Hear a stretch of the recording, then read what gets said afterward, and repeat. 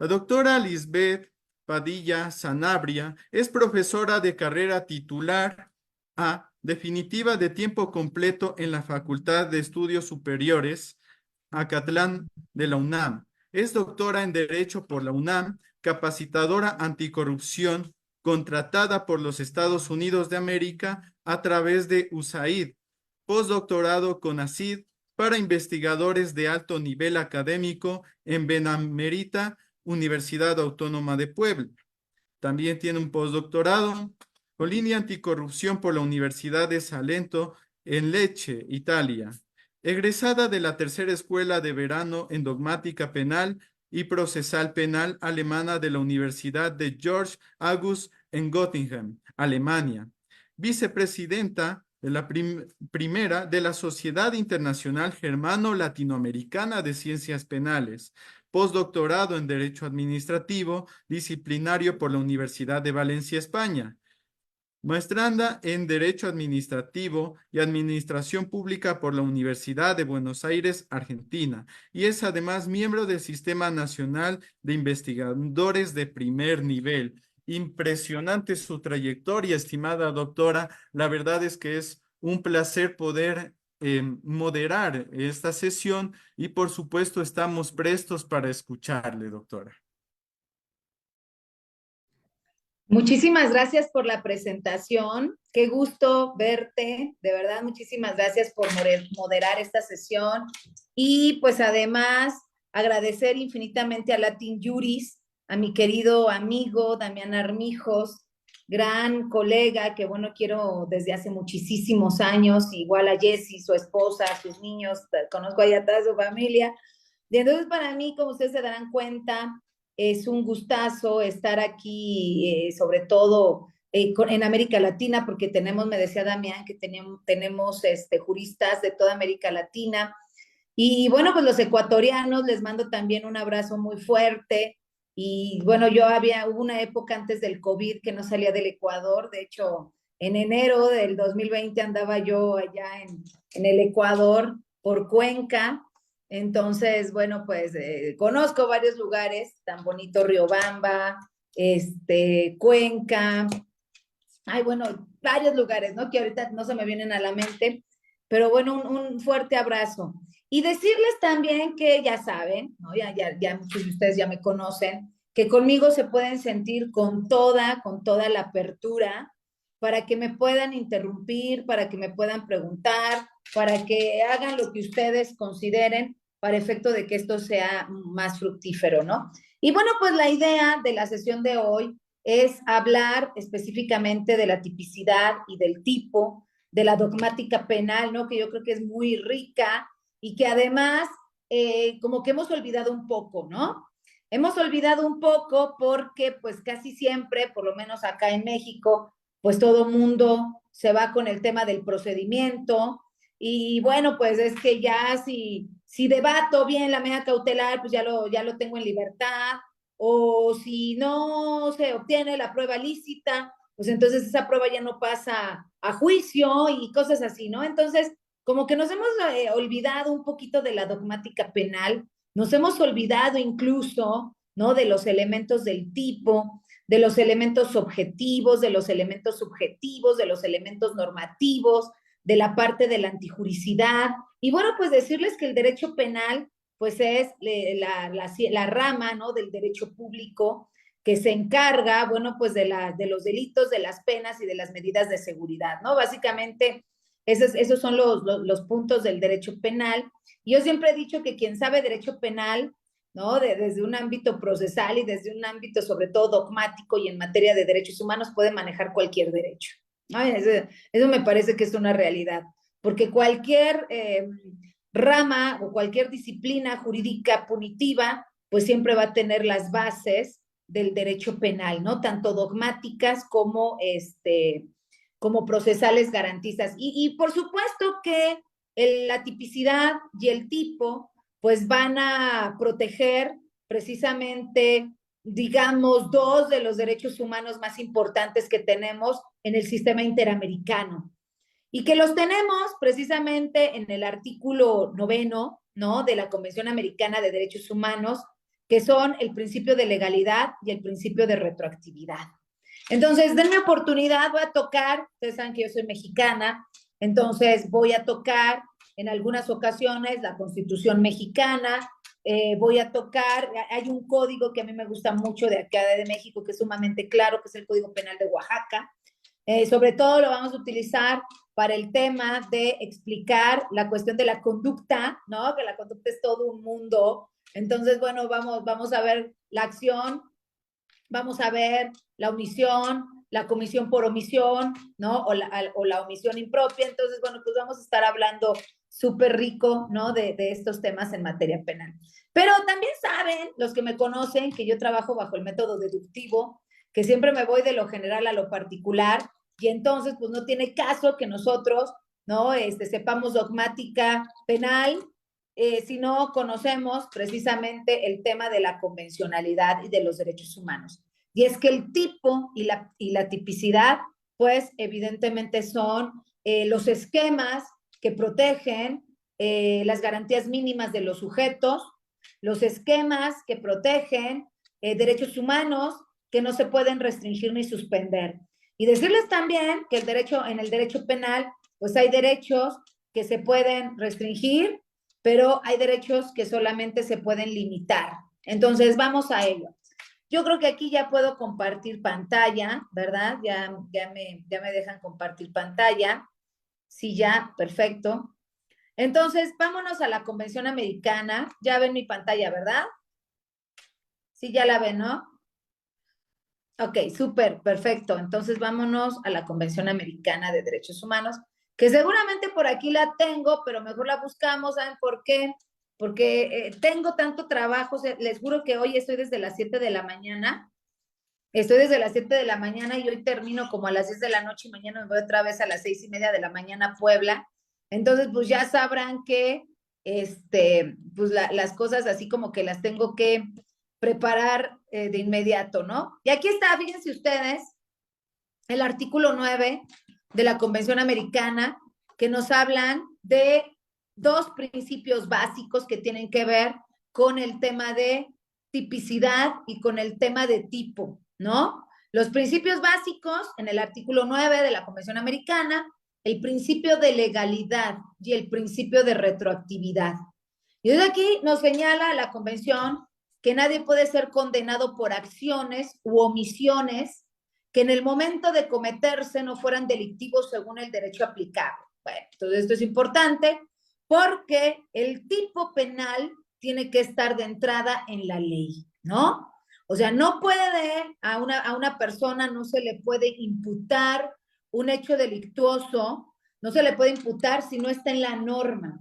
Y además, si no está en la norma, pues evidentemente si no está con anterioridad a que se cometió el hecho, ¿no? Entonces, eso es evidente. Tampoco se puede imponer pena más grave que la aplicable en el momento de la comisión del delito.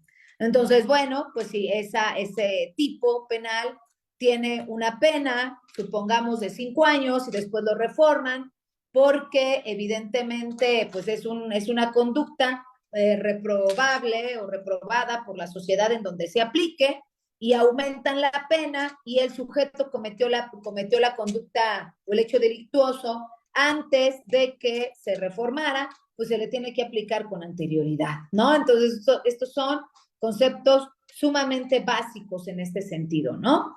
Pero al contrario, ¿no? Al contrario, la Convención Americana señala que si con posterioridad a la comisión del delito la ley dispone la imposición de una pena más leve, entonces el delincuente se beneficiará de ello, ¿no? Entonces, aquí encontramos dos principios, que es precisamente el principio de retroactividad, la prohibición de la retroactividad en perjuicio de persona alguna y el beneficio de la retroactividad, ¿no?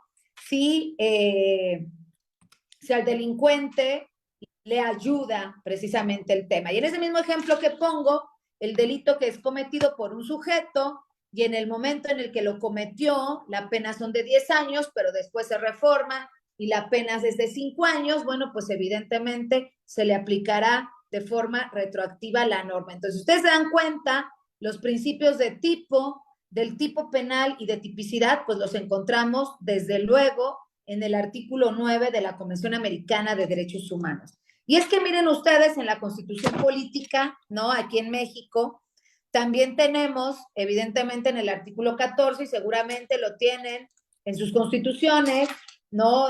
Los juristas de diversos países de Latinoamérica que nos están acompañando, también aquí tienen, ¿no? Los elementos del tipo. Y aquí está. A ninguna ley se le dará efecto retroactivo en perjuicio alguna. Nadie puede ser privado de la libertad. Fíjense el principio de legalidad, ¿no? Nadie puede ser privado de la libertad o de sus propiedades, posesiones o derechos, sino mediante juicio seguido ante tribunales previamente establecidos, en el que se cumplan las formalidades esenciales del procedimiento conforme a las leyes expedidas. Un tipo, ya saben, tiene que estar en una ley y con anterioridad al hecho. Entonces, no se puede aplicar retroactivamente un tipo en perjuicio de persona alguna. Esa es una realidad. Lo dice aquí, en los juicios del orden criminal, ¿no? También los elementos de la tipicidad, esto no son del tipo, sino de la tipicidad, porque el tipo, acuérdense, los elementos es el elemento objetivo, subjetivo, normativo, la antijuicidad y la culpabilidad, ¿no? O la imputabilidad, como se le conoce. En cambio, la tipicidad, pues es evidentemente cuando un sujeto comete una conducta que está descrita por la norma penal como tipo y su conducta se subsume al tipo penal, ¿no? Entonces, tipicidad y tipo es distinto. Entonces, aquí dice, en los juicios del orden criminal queda prohibido imponer, por simple analogía y aún por mayoría de razón, pena alguna que no esté decretada por una ley exactamente aplicable al delito de que se trata.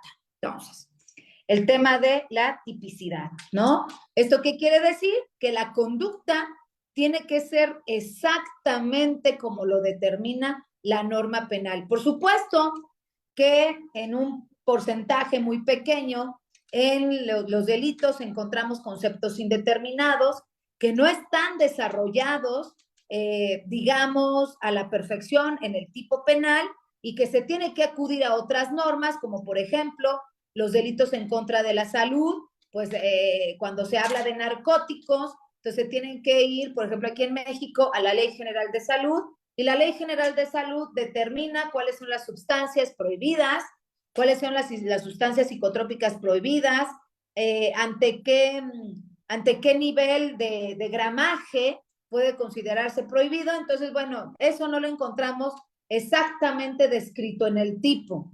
Sin embargo, bueno, pues ante estos conceptos indeterminados, la normatividad penal, el tipo penal, los completa con otras normas, incluso de carácter administrativo, de carácter administrativo. Y evidentemente, con respecto al principio de legalidad y al principio de tipicidad, ahorita voy para allá,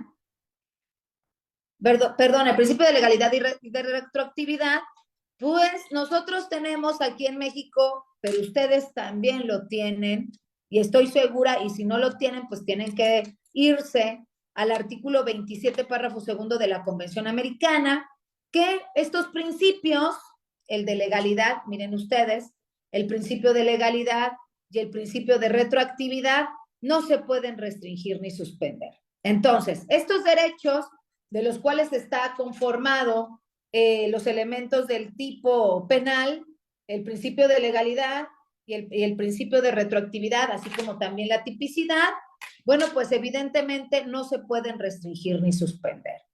Ni aunque, ¿verdad?, las Cortes Supremas de nuestros países emitan jurisprudencia o los poderes legislativos de nuestros países quieran emitir una norma en contrario o quieran aperturar un tipo con conceptos indeterminados que no se pueden determinar específicamente para efecto de poder aplicar la norma jurídica, pues eso no sería operativo desde un punto de vista del sistema interamericano de derechos humanos.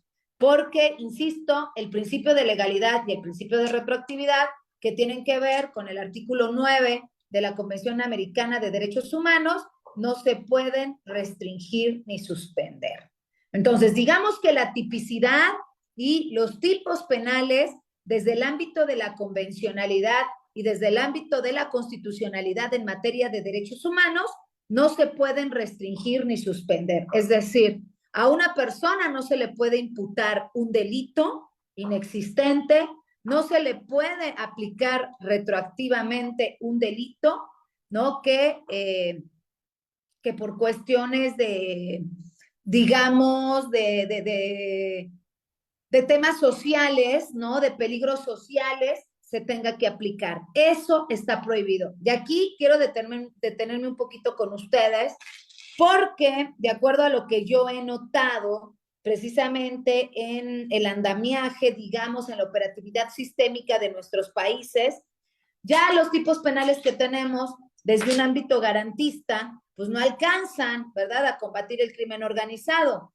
¿Cómo? Sí, por favor, digo una cosa que no es, corríjanme, como lo es el caso de Ecuador, del Ecuador, y como es el caso de El Salvador.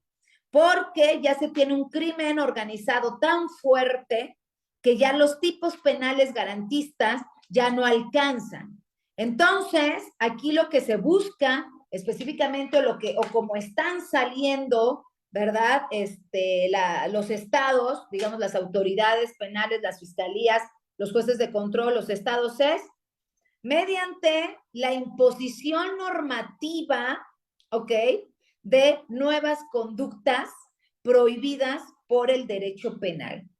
Y entonces aquí nuestra primera reacción o nuestro primer pensamiento con respecto a lo que nosotros estamos diciendo sería, oye, doctora, pues es que tú nos estás diciendo que el artículo 9 de la Convención Americana y el artículo 27 de la Convención Americana, que ahorita lo vamos a tocar, pues nos dicen que no se pueden restringir, ¿no?, estos derechos humanos, que es el principio de legalidad y el principio de retroactividad, y tú estás determinando que el tipo penal se basa bajo el principio de legalidad y que la tipicidad, ¿no?, se basa bajo el principio también de legalidad, pero bajo el principio de retroactividad, de exacta aplicación de la norma, de la prohibición de la analogía y aún mayoría de razón. Bueno, entonces, les voy a explicar cómo está el tema. El tema implica que hay derechos que no se pueden suspender ni restringir, como lo es el principio de legalidad y el principio de retroactividad. Sin embargo, mediante un test de proporcionalidad y de acuerdo a las emergencias nacionales, que esto que les estoy diciendo es muy peligroso, por favor, de entrada, quiero iniciar con eso, que es muy peligroso lo que les voy a decir, pero de acuerdo a las emergencias nacionales que tenemos los países latinoamericanos, como pasó, por ejemplo, en El Salvador, porque ustedes saben que yo estuve trabajando ahí en El Salvador, con respecto al tema del derecho penal del enemigo. Entonces, se crean normativas jurídico-penales, ¿verdad?, que contienen tipos penales con posterioridad a los hechos. ¿Sí se van dando cuenta? Con posterioridad a los hechos.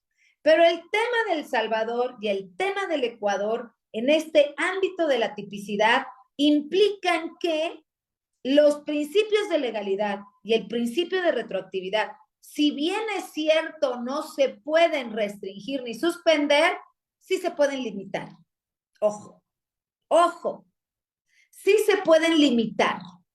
Sin embargo, la herramienta bajo la cual podríamos limitar, fíjense ustedes, tanto el principio de legalidad como el principio de retroactividad para contener una criminalidad, ¿no?, digamos, organizada, una criminalidad que el Estado no puede y que el derecho penal ya no le alcanza. Imagínense ustedes, ¿no? Digo, todos vivimos en estados latinoamericanos. Me parece que aunque no se diga, vivimos en estados de emergencia, ¿ok?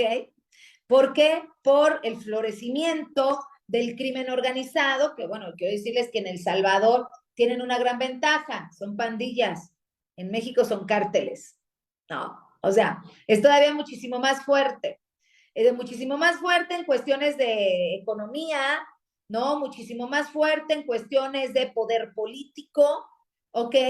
Muchísimo más fuerte en cuestiones de poder incluso social con la sociedad, ¿sí? Entonces, el Estado está observando que se está desmoronando la sociedad por estas conductas que además son atípicas, porque no están en la norma penal como tipos. ¿Ustedes se dan cuenta? El Estado tiene dos rubros, dos cosas que puede hacer, dos cosas.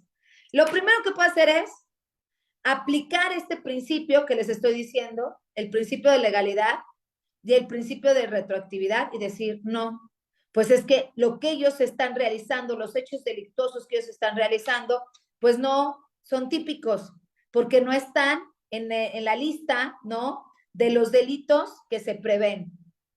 A lo mejor los podamos investigar y los podemos procesar por homicidios, a lo mejor los podamos procesar por asociación delictuosa, pero como pasaba en El Salvador, no tenían una norma en materia de delincuencia organizada, de crimen organizado. No sé si en el Ecuador tengan una normatividad de crimen organizado. ¿Sí? ¿Sí la tienen? O sea, sí, a nivel federal, crimen organizado en el sentido de cuando 3 o más personas se organizan de hecho para cometer, o sea, derecho penal del enemigo sí lo tienen en el Ecuador. Ahora sí, ya está tipificado en nuestro COIP. ¿Desde cuándo? Son las reformas del año 2022. Fíjate, hace 2 años, ¿no? Entonces, bajo la lógica que nosotros estamos hablando, quiere decir que las conductas que se cometieron en el año 2021 no pudieran ser imputadas. Olvídense del proceso y de la sanción. No pudieran ser imputadas. ¿Sí me van siguiendo? O sea, esa es la lógica del principio de legalidad, del principio de exacta aplicación de la ley, del principio de retroactividad, no pudieran ser imputadas.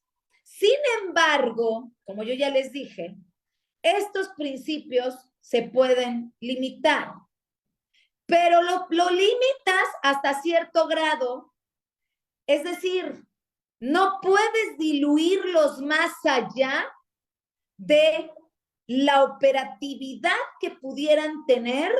Ahorita me explico, ¿sí? Ahorita me explico. La operatividad que pudieran tener y además no puedes diluirlos al grado de aplicarlos sin un plazo determinado y aplicarlos al grado de que puedan ser eliminados. Me doy a entender, me doy a entender.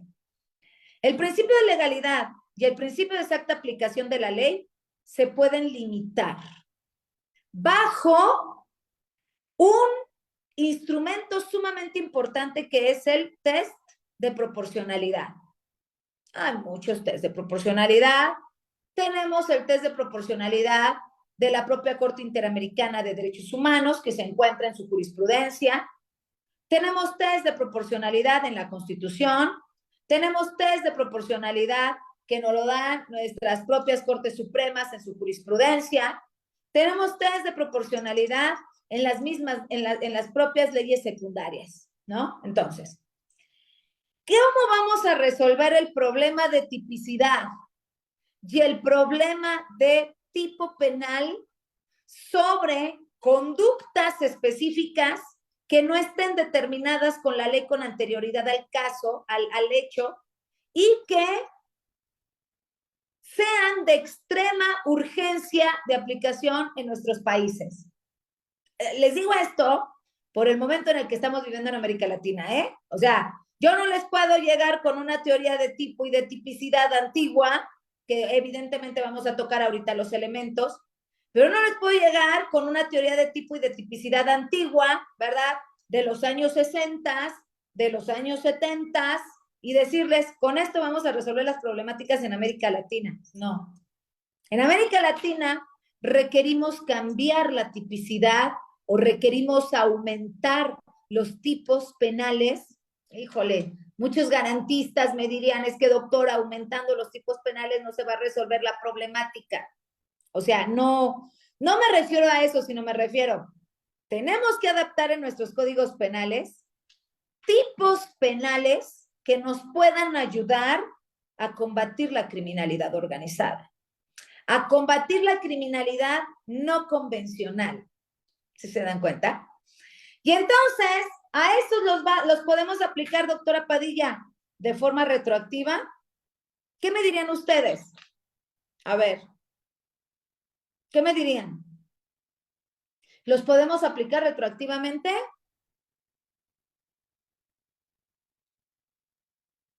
No. No, Carlos. Carlos me dice que no.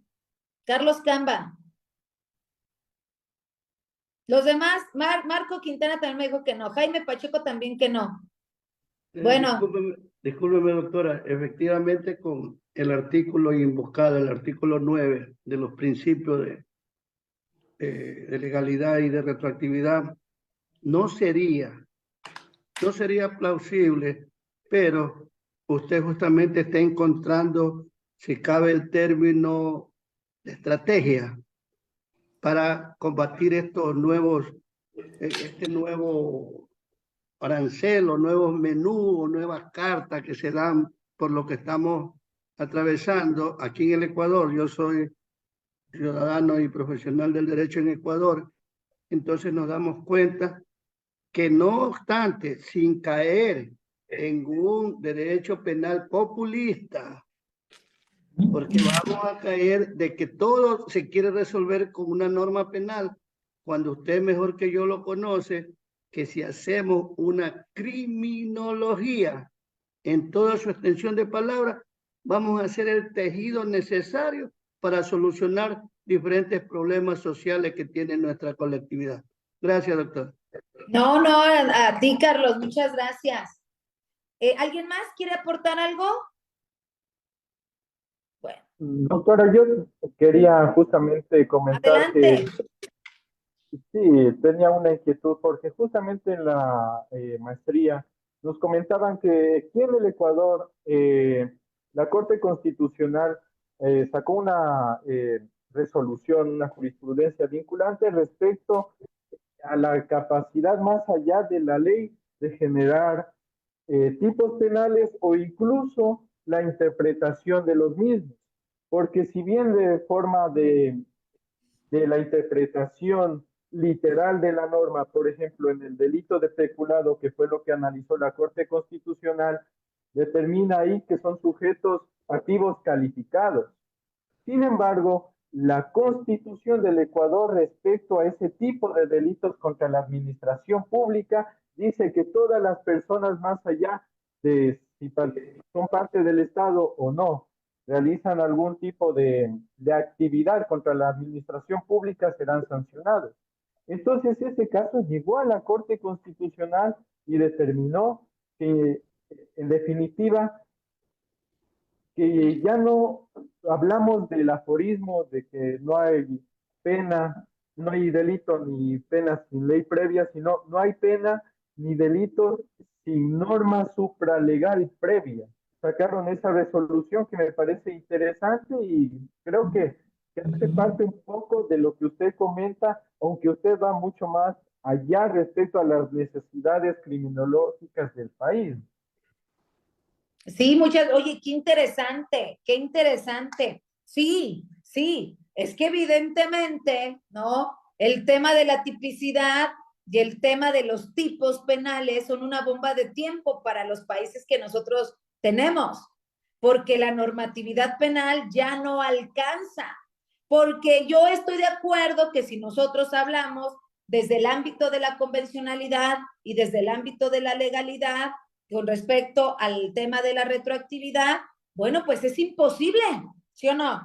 Es imposible determinar que no se puede aplicar retroactivamente un tipo que no existía en el momento en el que sucedieron los hechos.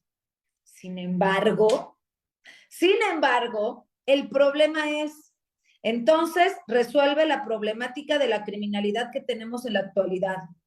Entonces, se convierte el derecho penal en el propio alimento del crimen organizado porque no hay tipos para efecto de poderlos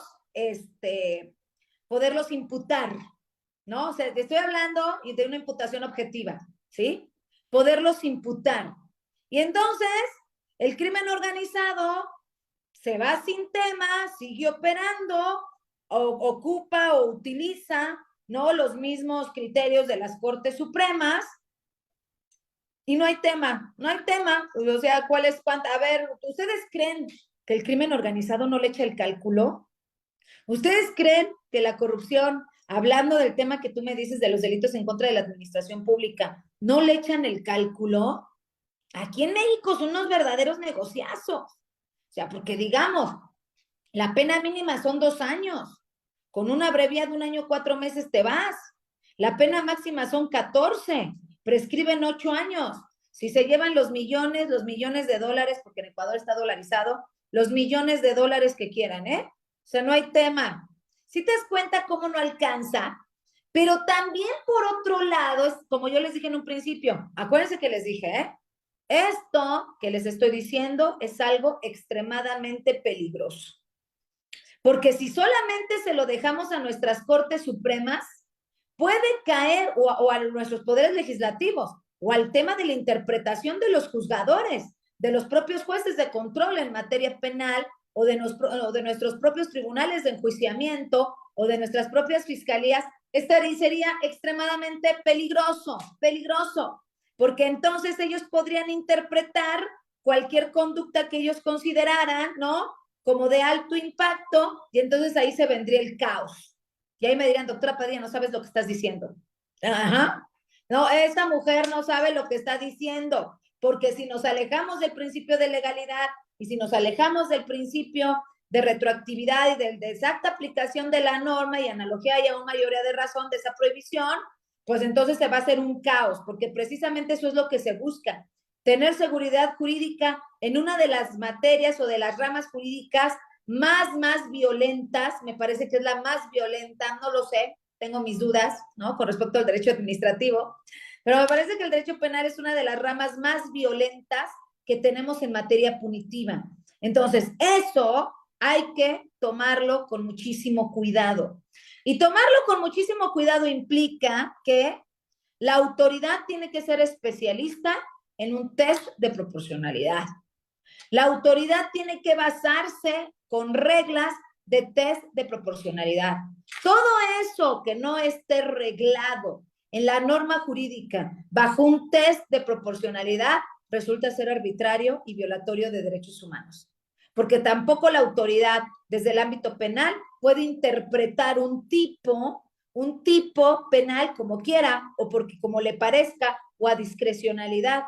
La propia Convención Americana, la propia Corte Interamericana de Derechos Humanos, en su cuadernillo 26, ¿verdad?, de la jurisprudencia, bueno, ustedes sabrán que aquí en México tenemos un bloque de constitucionalidad, seguramente también lo tienen en Ecuador, seguramente también lo tienen en Perú, y el bloque de constitucionalidad, bueno, pues el bloque de constitucionalidad está compuesto por la Constitución de nuestros países, por la Convención Americana, por las jurisprudencias que son obligatorias para todos nuestros países, ¿no?, por las jurisprudencias de la Corte Interamericana y evidentemente por las opiniones consultivas, ¿no? Entonces, ese bloque de constitucionalidad, ¿no?, tiene mucho que ver para efecto de poder restringir estos elementos de derechos humanos como es el principio de legalidad y el principio de retroactividad.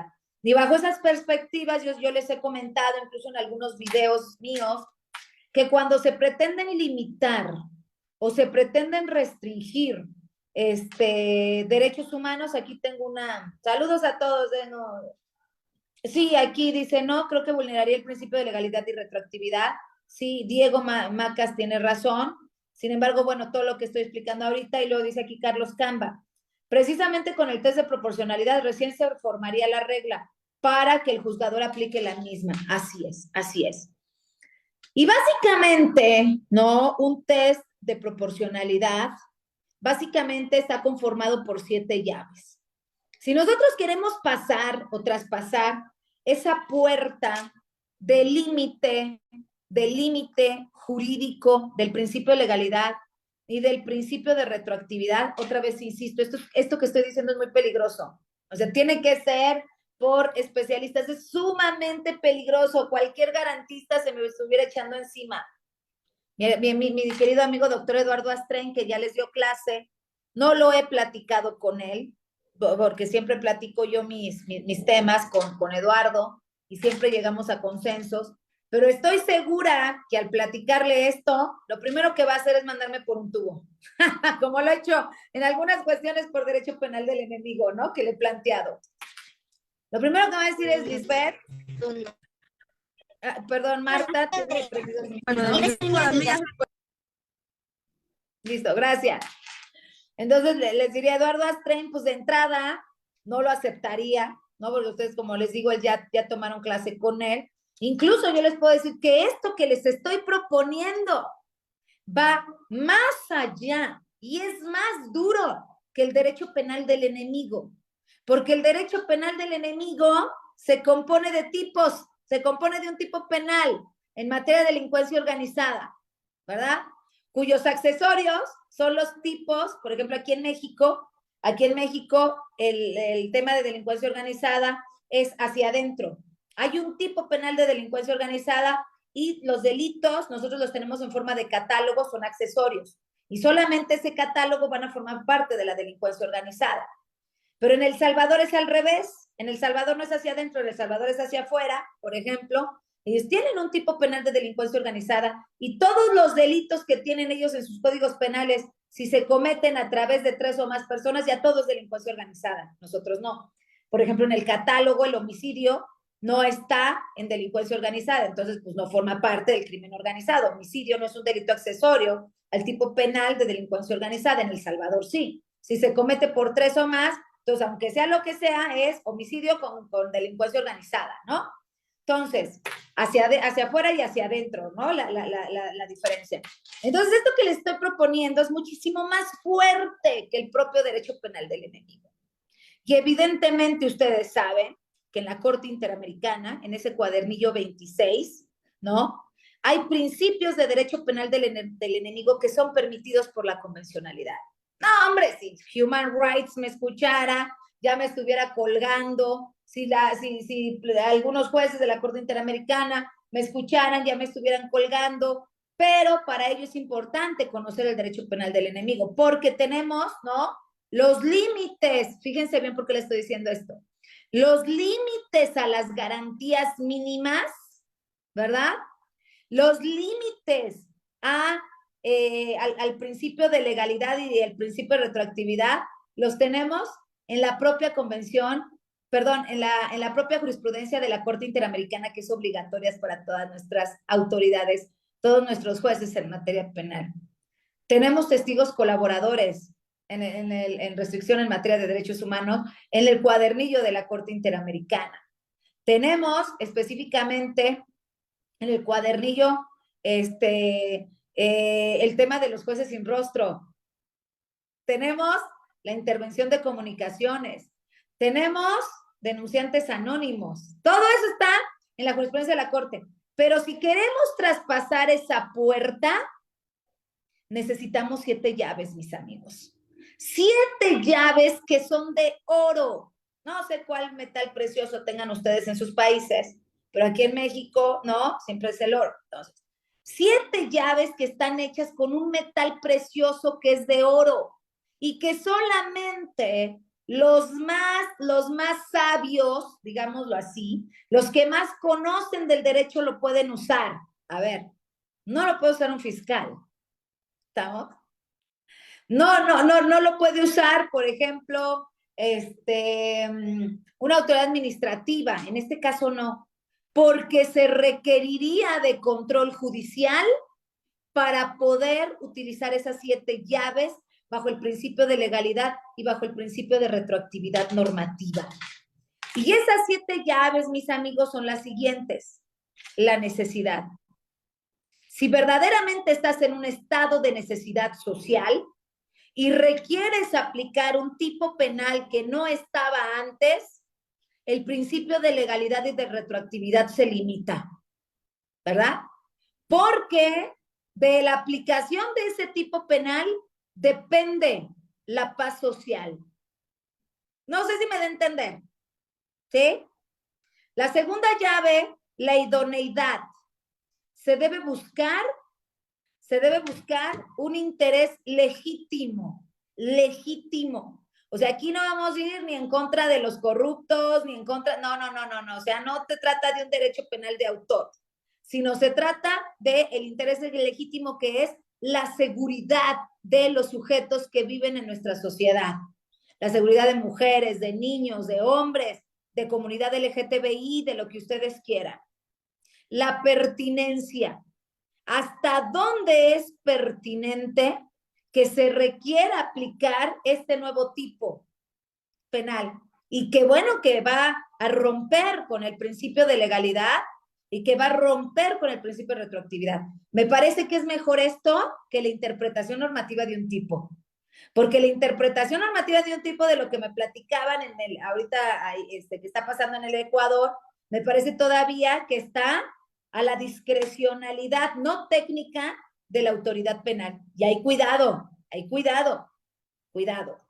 Porque entonces, si nosotros vamos a aplicar un tipo nuevo, es porque va a estar en la ley y nadie lo puede interpretar. Porque desde el momento en el que está en la ley, ahí automáticamente estamos cumpliendo con el principio de legalidad. Si bien es cierto, lo diluimos, no lo eliminamos. ¿Ya se dan cuenta? No lo eliminamos. O sea, simplemente por la necesidad, el interés legítimo y porque es sumamente pertinente en este momento histórico, lo tenemos que hacer y aplicar de forma retroactiva. Si no, el crimen organizado no lo vamos a poder parar. Claro. Ahorita les voy a decir las otras llaves.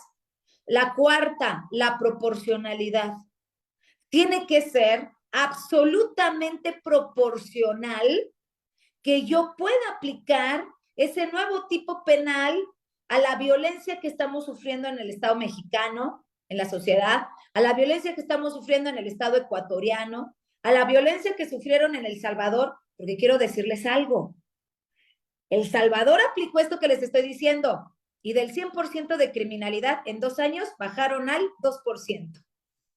¿Ya se dieron cuenta? O sea, chequen los resultados. Me estaba platicando Arturo Villegas, que es mi colaborador más cercano.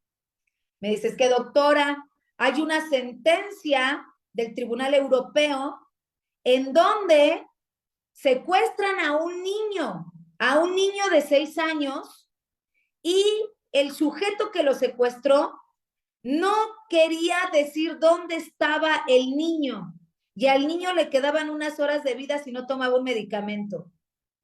Y me dijo, ¿a qué cree que fue lo que pasó? Y yo luego, el clásico que puso Jacobs, el clásico ejemplo que puso Roxine, el clásico ejemplo, no me acuerdo del otro alemán, que también es muy buenísimo, que lo pusieron ellos, ¿no? Ahorita me acuerdo. Y yo luego pensé, la tortura. Lo torturaron. Tenían que torturar al sujeto, ¿verdad? Para que dijera dónde estaba el niño, si no el niño se iba a morir. ¿Qué creen que pasó? Condenaron al Estado alemán por tortura.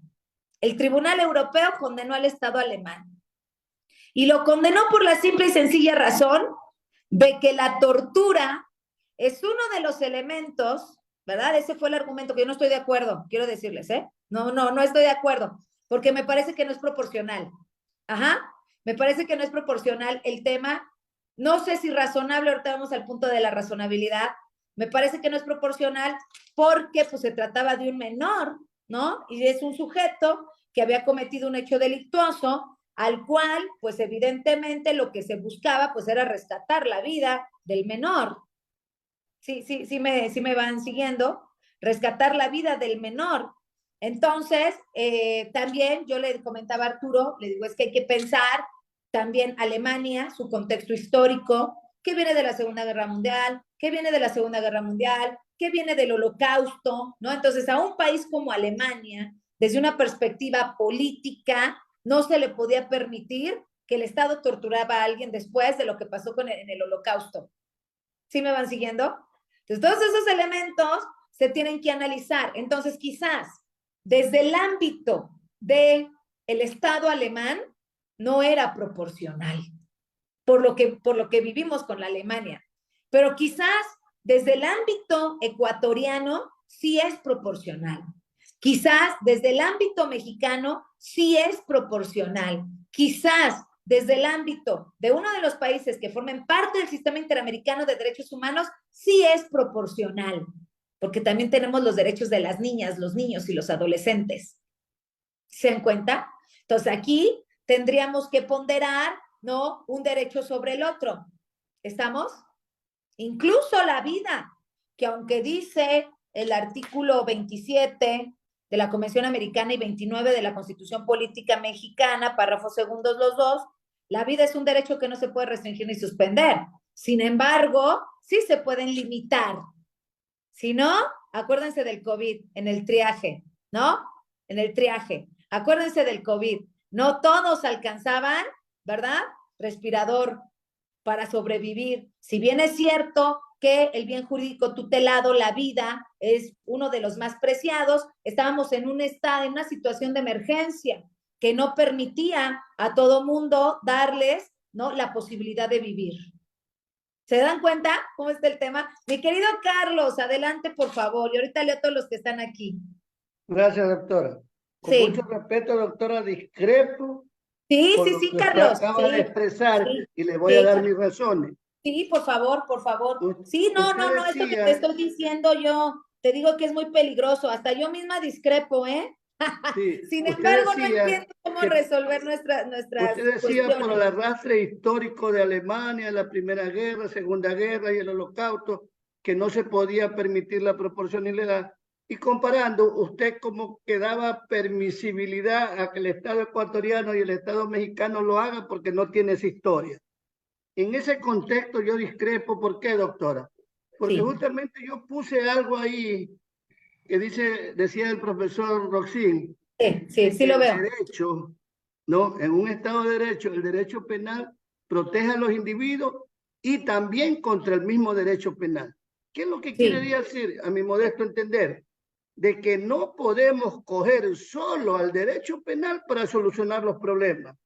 claro, Dentro de claro. ese contexto o escenario, ya haciendo mi modesto análisis, pienso, voy a lucubrar, que con la normativa que se tiene, pudiera ser posible que en vez de torturarlo, se le ponga, por ejemplo, al individuo un suero de la verdad, buscando la normativa que existe Ah, en nuestro país. claro. Oye, Claro. ¿ese sí existe, Carlos?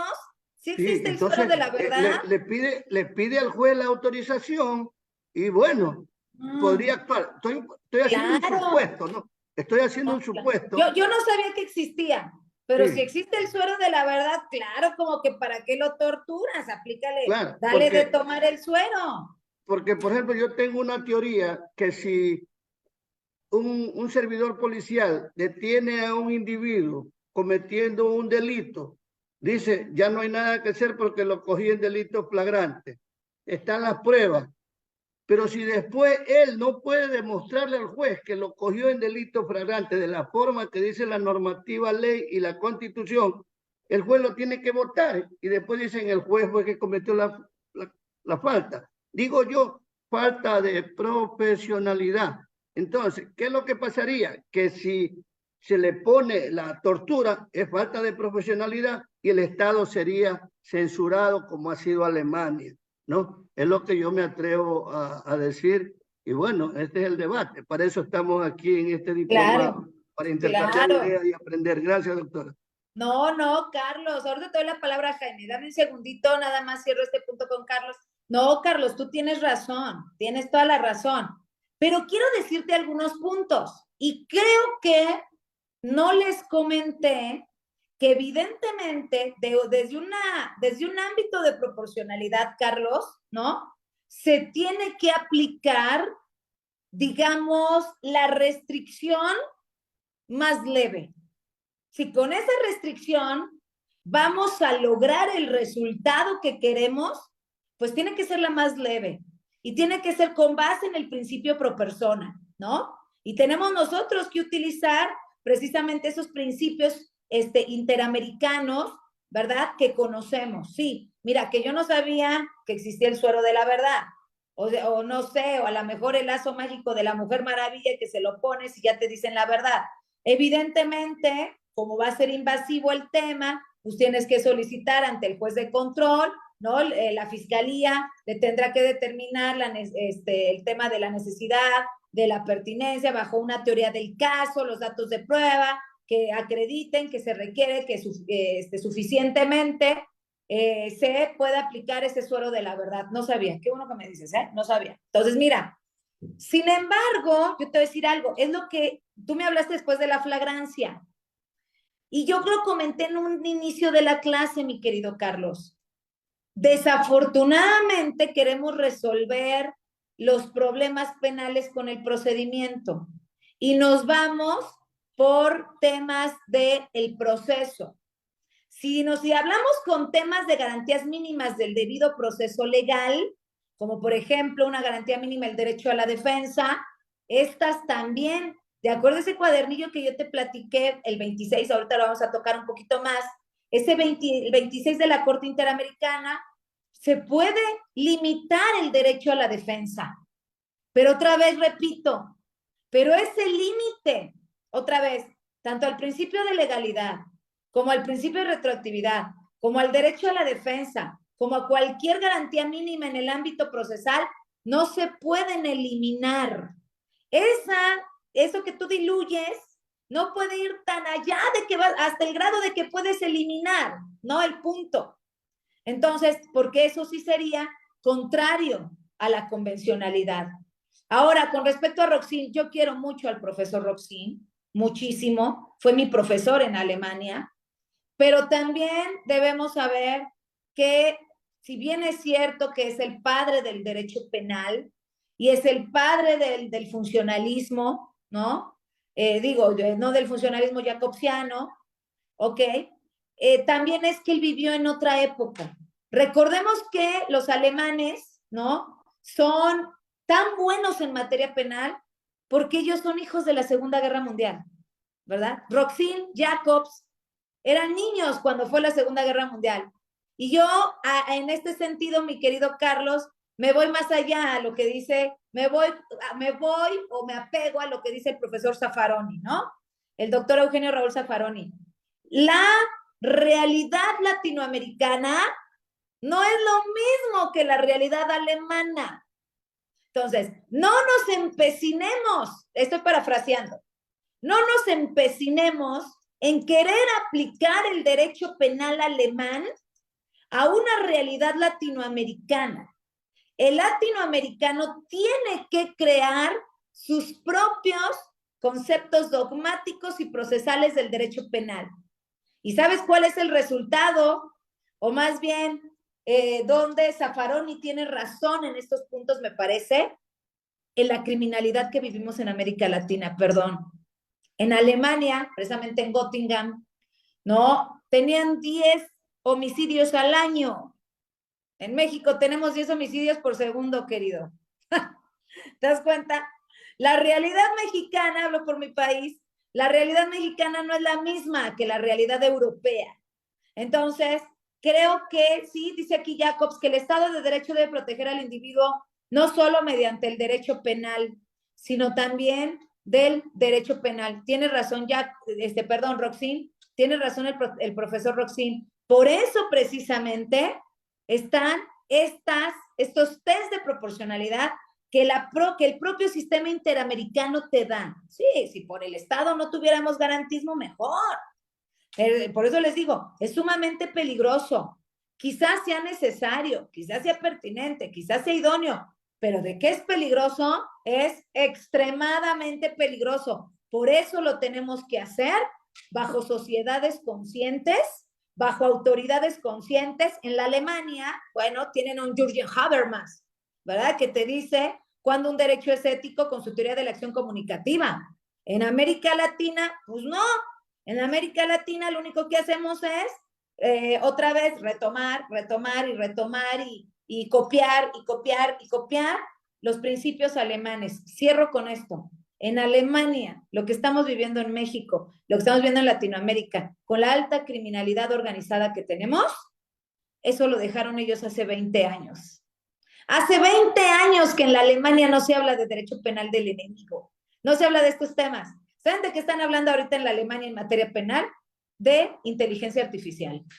No tenemos la misma realidad. También aquí estamos hablando, ¿no? También estamos hablando de inteligencia artificial. Sin embargo, otra vez, nuestra realidad es distinta. Me parece que no podemos arreglar la criminalidad que tenemos en México, ni los problemas de tipicidad de tipos que tenemos en América Latina con derecho alemán. Entonces, con todo respeto, ¿no? Por ejemplo, hablaba yo del profesor Jacobs, que también fue mi maestro y que ha servido muchísimo como estandarte de mis libros, el profesor Jacobs, porque ustedes saben que yo soy de derecho penal del enemigo, digamos que considero que es importante aplicar el derecho penal del enemigo. El profesor Jacobs jamás analizó el derecho penal del enemigo desde el sistema interamericano. Si tú le dijeras al profesor Jacobs, oiga, es que el derecho penal del enemigo ya está en el cuadernillo 26 de la jurisprudencia de la Corte Interamericana, Jacobs no sabría, porque no lo analizó. No analizó desde el Sistema Universal de Derechos Humanos, por ejemplo, o desde el Sistema Europeo de Derechos Humanos, el derecho penal del enemigo. Ah, sí. Pueden resultar descabelladas mis ideas, evidentemente pueden resultar descabelladas, y lo estoy diciendo en este diplomado. Esto es sumamente peligroso si no se hace ante sociedades conscientes. ¿Saben cuándo vamos a ser sociedades conscientes? Cuando el propio crimen organizado nos lleve al extremo. Y nos falta mucho. No falta mucho. Ya pasó en El Salvador. Ya pasó en el Ecuador. Bueno, se va a ir dispersando como el neoliberalismo y esto, la historia nos lo ha mostrado, ¿no? Entonces, bueno, creo, ojalá yo esté equivocada, créanme que yo sí quiero estar equivocada, creo que no tarda más de 5 años en que se disperse por toda América Latina. Entonces, bueno, pues vamos a seguir tocando los temas. Ahora sí, Jaime, perdóname, adelante, por favor. Muchas gracias, doctora Liz. Muy buenas noches con todos. Buenas Doctora, noches. yo quería hacer una pregunta y también una precisión, ¿no? Lo primero, lo referente al ejemplo que usted había colocado en torno a que estaba en riesgo la vida de un niño en virtud de que la persona que estaba procesada, que estaba detenida, no informaba, no daba información sobre el paradero de este niño. Usted mencionó que el Estado fue condenado por esto. Entonces, la pregunta sería, si bien es cierto, se aplicó la tortura, ¿cómo es que la defensa del Estado no se preocupó en utilizar uno de los excluyentes de la antijuricidad, como es el estado de necesidad, haciendo referencia a que estamos ponderando dos derechos, en el uno la vida y en el otro la integridad física de un infractor? Esa es la pregunta. Y la otra precisión que quería hacer y que también está relacionado, porque lo comentó hace un rato atrás el doctor Camba, referente a este suero de la verdad, debo decir que yo, a más de abogado, soy médico legista. Y al ser médico legista conozco muy bien sobre estos temas también. Y el suero de la verdad es un suero que se coloca a través de vía parenteral, no es algo que se ingiera, ¿sí? Es vía parenteral. Y este suero está compuesto por una droga psicotrópica que se llama pentotal, que se utiliza como anestésico, y se prohibió. ¿Y por qué se prohibió? Porque el pentotal es depresor del centro respiratorio que se encuentra en el tallo encefálico. Es decir, que pudiera inclusive llevar a producir la muerte. Por eso que ya esto no se utiliza. Y ahí sí, ya estaríamos hablando de que ahí sí se podría ya condenar al Estado. Entonces, esa presión quería hacer, y si es que me puedes responder lo primero, ¿no? Referente al estado de necesidad. Muchas gracias, doctor. No, hombre, gracias a ti, Jaime. No, y qué interesante eso que nos estás diciendo, ¿no? Acompañado con lo que dijo Carlos. Empiezo por la primera, ¿no? Sí, de entrada era precisamente lo que yo le comentaba a este chico, ¿no? En el caso, porque a mí nunca me pasó que el Tribunal Europeo condenara a Alemania por el tema de la tortura. Te voy a decir por qué, ¿no? De acuerdo a lo que señaló el Tribunal Europeo, ¿por qué condenó a Alemania en ese caso? ¿Y por qué no hicieron uso, ¿no? Porque el Estado alemán sí lo invocó, ¿no? Pero ¿por qué no hicieron uso del estado de necesidad? Por una razón. Porque señalan que en materia de derechos humanos, la tortura está prohibida en todo ámbito. O sea, no se puede torturar a nadie. Entonces, puedes hacer lo que quieras, puede pasar lo que quieras, menos tortura. Yo le decía a Arturo, ¿sabes qué no? Me parece que ahí se equivocó el Tribunal Europeo. Me parece que incluso en el tema de la tortura, o sea, tú no puedes delimitar elementos en donde no aplicar un test de proporcionalidad. Todo deviene o todo debe ser utilizado, todo debe ser analizado bajo el test de proporcionalidad, ¿no? Entonces, si nosotros empezamos a absolutizar, entonces ahí ya tenemos temas, porque va a haber cosas mediante las cuales no podamos incluso determinar, pero para el Tribunal Europeo eso fue justicia. ¿Sí te das cuenta?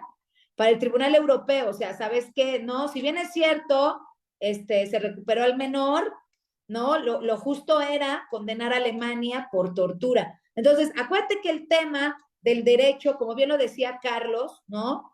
Se piensa que se quiere arreglar todo a través del derecho penal o a través del derecho, yo diría que a través del derecho. Bueno, los alemanes, los nazis, no arreglaban lo de los judíos a través del derecho penal, ¿eh?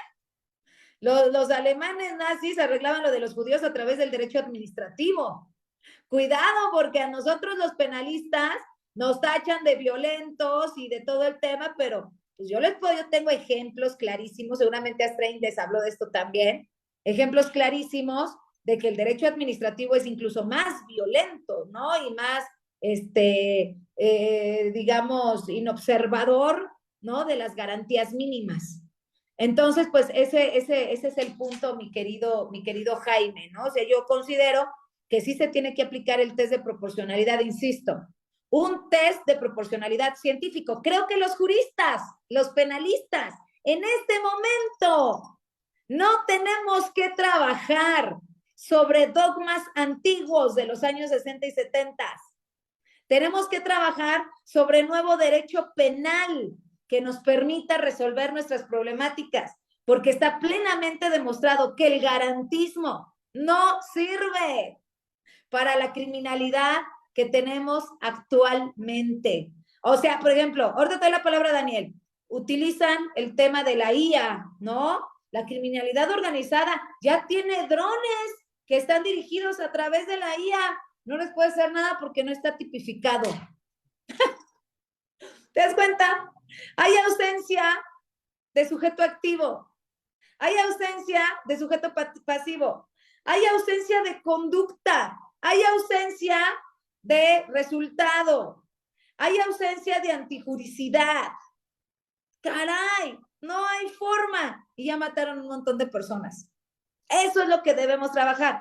Yo lo que les traigo el día de hoy es que una de las salidas que podamos, porque seguramente hay muchas y muchos juristas propondrán otras cosas, pero una de las salidas que nosotros tenemos es el límite, limitar el principio de legalidad, limitar el principio de retroactividad. No estoy diciendo suspender o restringir, no, estoy diciendo limitarlos, utilizando como herramienta el tema del test de proporcionalidad.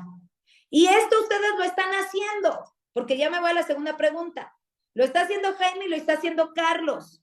Fíjense, yo propuse la tortura, ¿verdad? Yo propuse la tortura y Carlos dijo, no, doctor, es que usted dijo que en México y en el Ecuador, pues como no tiene la misma realidad que Alemania, pues entonces ahí sí se pudiera aplicar. Y me dijo Carlos, no, doctora, hay un suero de la verdad. Yo dije, caray, hay un suero de la verdad. Ah, bien. Y dice Jaime, a ver, fíjense los extremos, vamos a hacer un test de proporcionalidad, ¿no? Vamos a tener un test de proporcionalidad. Y dice Jaime, es que doctora, ese suero, yo soy especialista en esa cuestión, y ese suero se va al cerebro de las personas y le puede causar incluso la muerte. Entonces está prohibido. Tenemos prohibida la tortura y tenemos prohibido el suero de la verdad. Desde un ámbito restrictivo y de proporcionalidad, vamos a hacerlo. ¿Existe la necesidad de encontrar al niño, sí o no? Estoy segura que todos me van a decir que no. Perdón, que sí. Estoy segura que todos me van a decir que sí. Los que me digan que no, no están en la clase. Están en otro lado, menos en la clase. Sí, existe la necesidad. Existe la idoneidad. Hay un fin legítimo para buscar al niño, para encontrar al niño, claro, hay un fin legítimo.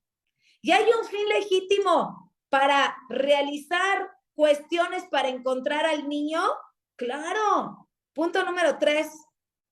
¿Es pertinente hacer algo para encontrar al niño? Por supuesto que sí.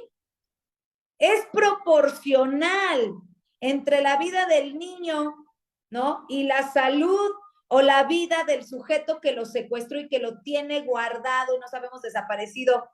¿Es proporcional aplicar algo para encontrar al niño? Claro. Punto número 5, la llave quinta. ¿Es razonable? ¿Es razonable que el Estado realice algo para encontrar al niño? Estoy seguro que me están diciendo que sí. Es algo muy precario lo que estamos haciendo, ¿eh? Pero es un ejemplo.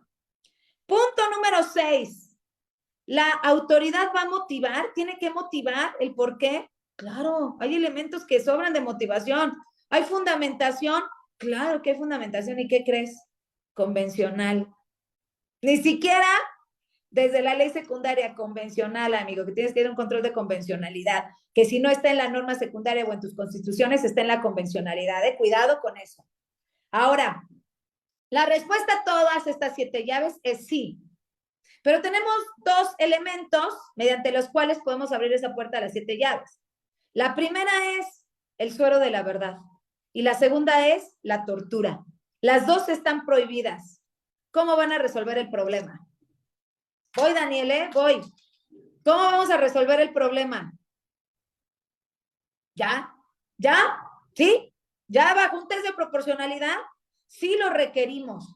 Por supuesto. Te voy a decir por qué el Tribunal Europeo se equivocó al decir que no porque simplemente se trata de tortura. No. Porque toda víctima tiene derechos, así como también tiene derechos el imputado. Y para efecto de poder determinar sobre esos derechos, cómo los vamos a proteger, se tiene que hacer una confrontación bajo un test de proporcionalidad. Si no se hace siquiera una confrontación, el resultado, ¿verdad?, de lo que determine el Tribunal Europeo o cualquier autoridad es arbitrario, carajo. Claro que es arbitrario. Por supuesto que es arbitrario. Por supuesto. No, yo no estoy de acuerdo. Y no voy a decir que sí porque fue el Tribunal Europeo, ¿no? Ustedes me conocen. Los que ya saben que leo conmigo me conocen.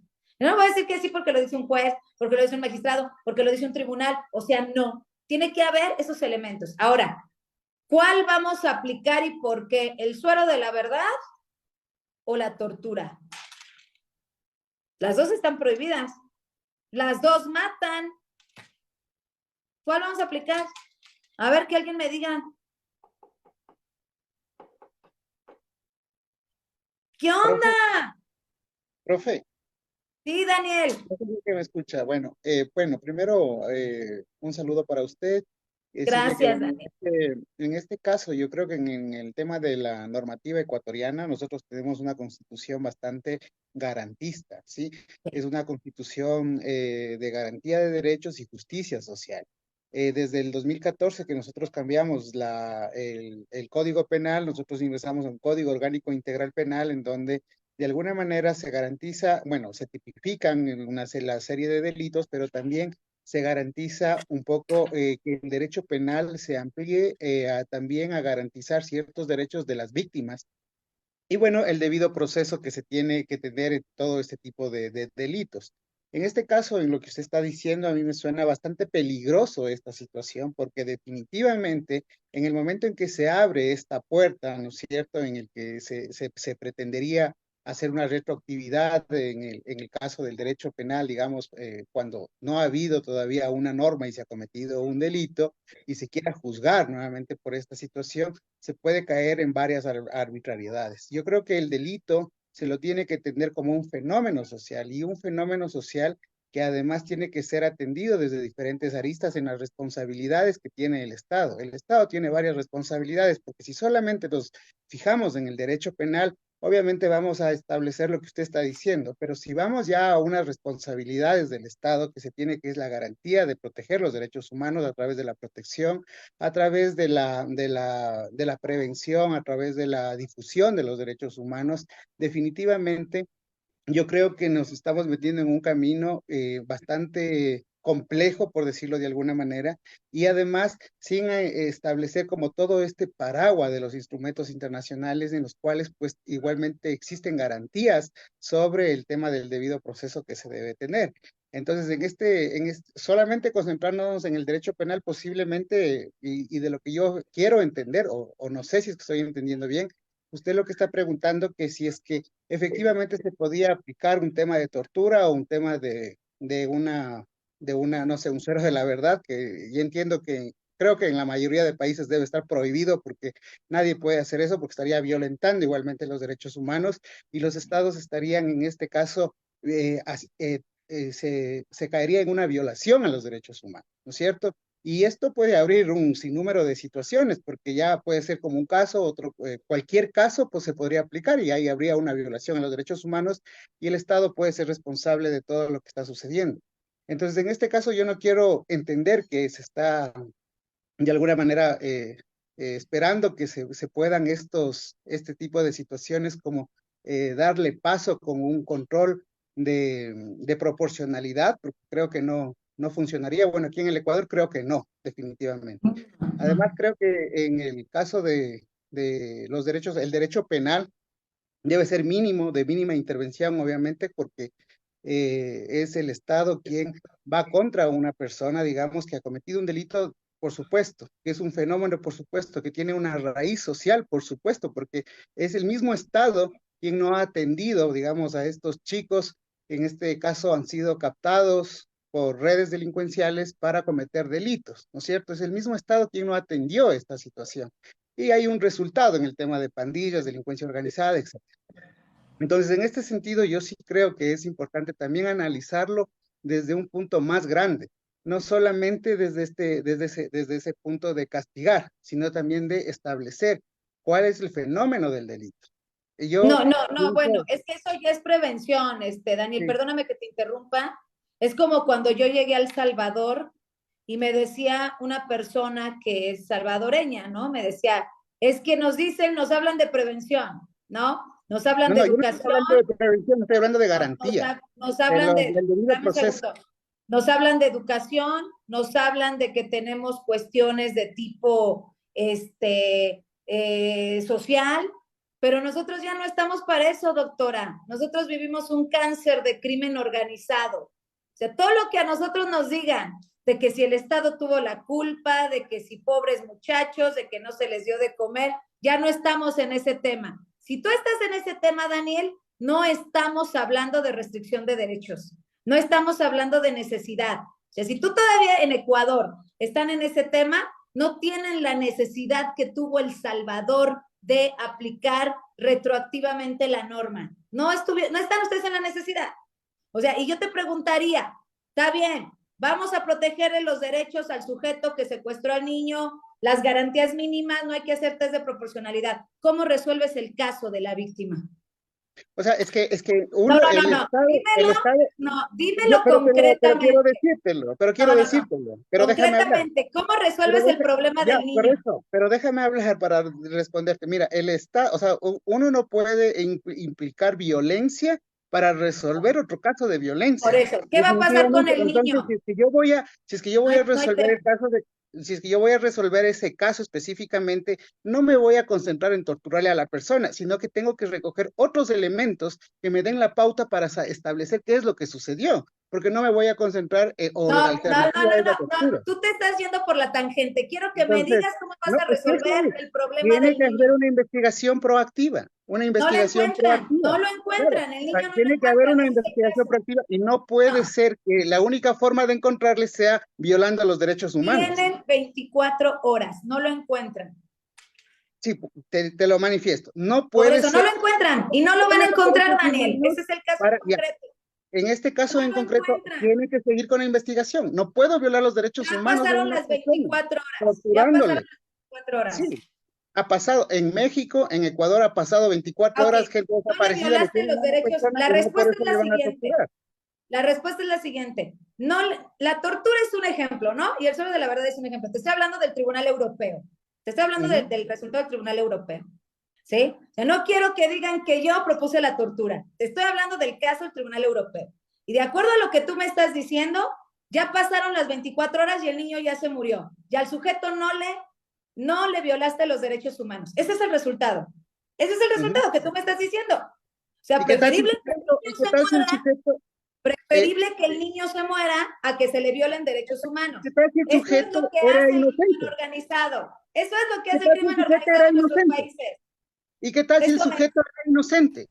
¿Y qué tal si el sujeto era inocente? Y él no tenía nada que ver No, ni una el confesión. sujeto, en el caso del Tribunal Europeo que yo les platiqué, el sujeto determinó que había robado al niño y no lo iba a entregar.